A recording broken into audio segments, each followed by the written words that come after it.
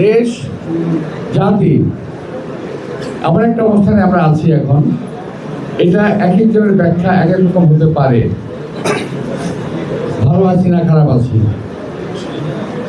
আমার ব্যাখ্যা হলো আমরা আগে যা ছিলাম হাসিনার সময়, এখন কি অবস্থায় আছি। একটা জায়গায় ভালো আছি যে আমাদের পুলিশ উপদ্রব করে না, এই একটা জায়গায় ভালো আছি। আর কোনো দিক থেকে কিন্তু আমরা ভালো নাই। আমরা বাংলাদেশের জনগণ স্বস্তিতে নাই, শান্তিতে নাই, বরং একটা অস্বস্তির মধ্যে আমরা দিন কাটাচ্ছি। প্রিয় ভাইরা, যাই হোক, আমাদের নির্বাচন এটা আমরা আদায় করেছি অনেক যুদ্ধ করে, অনেক রক্তের বিনিময়ে, অনেক ত্যাগ তিতিক্ষার বিনিময়ে আমরা এই নির্বাচন আমরা আদায় করেছি। আমাদের কিন্তু এই নির্বাচনকে দান করে নাই। বাংলাদেশের স্বাধীনতা আমাদের কিন্তু দান করে নাই, এই নির্বাচন আমাদের কিন্তু দান করে নাই। অনেকে মনে করেন, বিশেষ করে কিছু ছেলেবেলে আছেন, তারা মনে করেন যে 24 তারিখে তারা সবকিছু উদ্ধার করে ফেলেছে। আরে বাবা, তাহলে আমরা 17 বছর কি করলাম? 17 বছর এই দেশের মানুষ যে আমাদের 5000 কর্মী গুম হলো, 4000 শাহাদাত বরণ করলো, আমরা যে বছর পর বছর জেল খাটলাম, কি করেছি আমরা? আমরা তোমাদের পায়ের তলার মাটি শক্ত করেছি,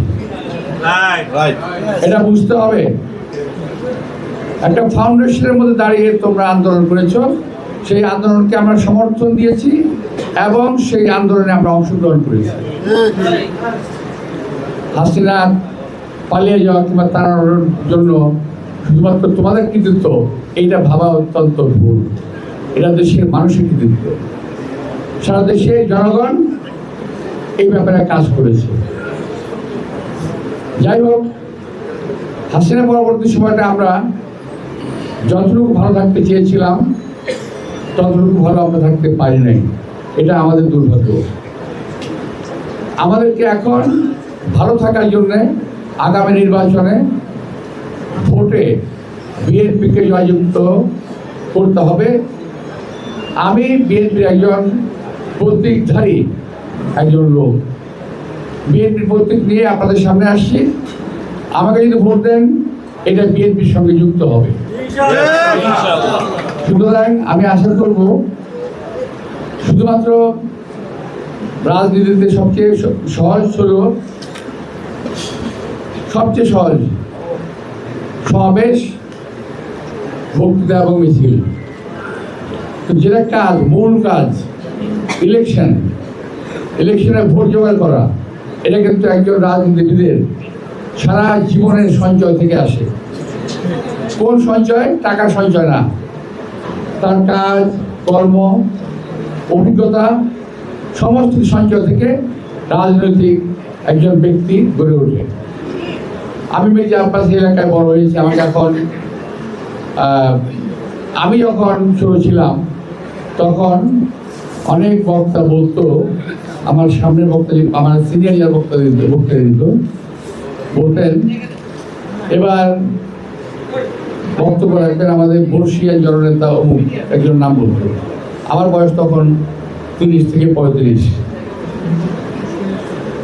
এখন যখন আমি বক্তৃতা দিতে উঠি তখন অনেকে বলে বর্ষিয়ান নেতা, মানে আমার বয়স হয়েছে। এই বয়সটার একটা অভিজ্ঞতা আছে। একটা মানুষ মনে করে বয়স হয়ে গেছে, বুড়ো হয়ে গেছে, আর কি আছে? না, তার অনেক কিছু আছে যার কাছ থেকে নতুন প্রজন্মের লোকেরা, ছেলেরা নিতে পারে, শিখতে পারে, জানতে পারে, বুঝতে পারে।